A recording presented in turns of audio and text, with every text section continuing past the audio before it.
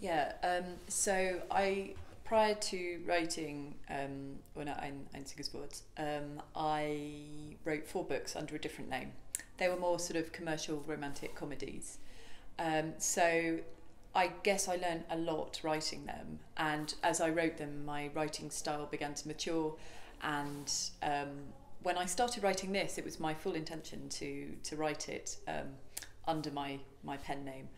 But I think about 30,000 words in, I stopped and took a breath and reviewed it, and I sent it to my agent, and we both agreed this felt so different, and both the writing experience and the reading experience. It felt so different, and it was a lot more lyrical, and it was far more of a mystery. I wouldn't call it a romance, but there's an epic love story.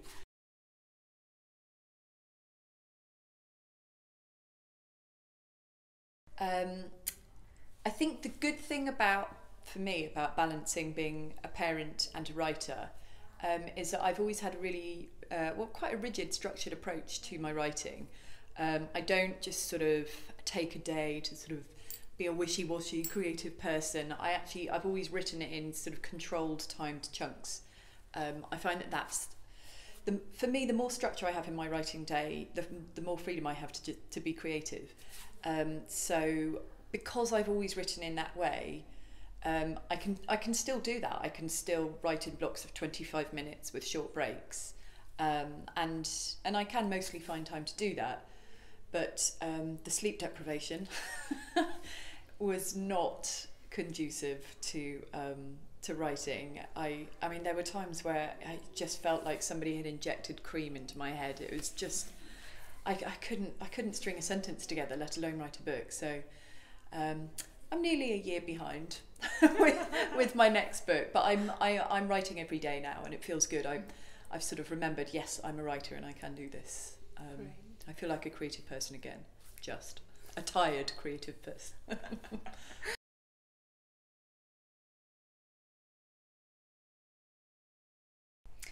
Yes, actually, you're kind of correct there. It is another love story, but it's about an existing couple, and about a huge doubt coming into their relationship when one of them discovers that the other one's been lying for years and years.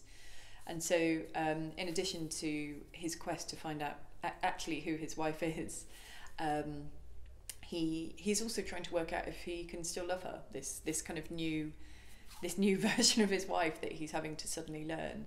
And I think to a certain extent that happens in any relationship, really, as time goes on and the sparkle wears off, and you begin to get the real version. Particularly when once there's children in the equation, you get the real version of each other, and I think that's when the real work starts. Can you? Is that enough? And I think a lot of people don't make it. We're doing okay so far, me and my partner. But yeah, no, this is about two people who desperately love each other, but need to know if that love is going to be enough to survive this huge upheaval called the truth.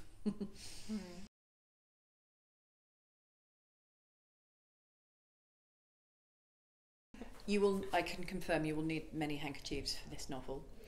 Um, I had dinner with some friends years ago, and one of them is a poet, and he was writing the obituary of his, I guess his idol, a poet who he studied throughout his academic and professional life.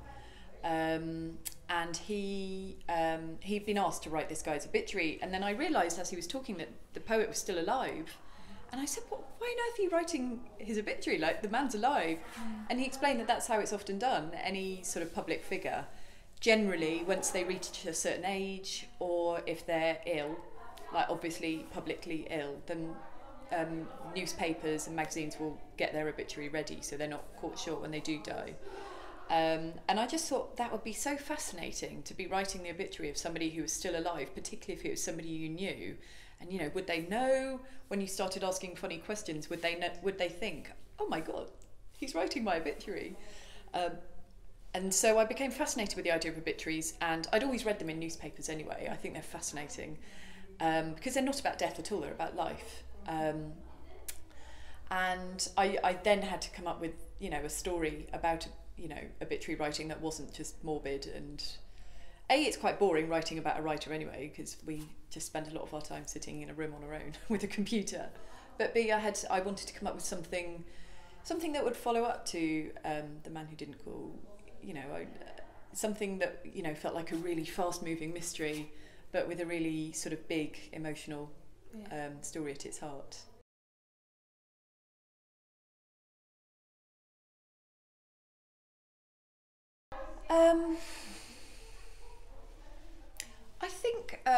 I think particularly women.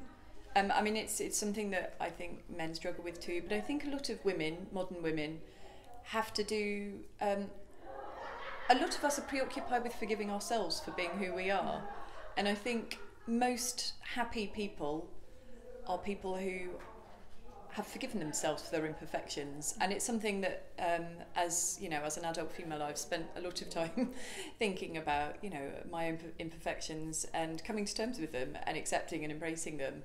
And so, yes, that's actually been a huge theme in my adult life. And through that, I think I have become a lot more accepting of other people and their faults. And, you know, being in a relationship with the love of my life, he's not perfect. He's pretty good, but he's not perfect. And he hopefully hasn't lied to me for 20 years about who he is, like the character in my novel.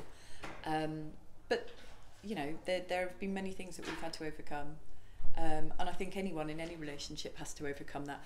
But I think for most of us, the challenge is how much we can forgive. And that's what the novel's about.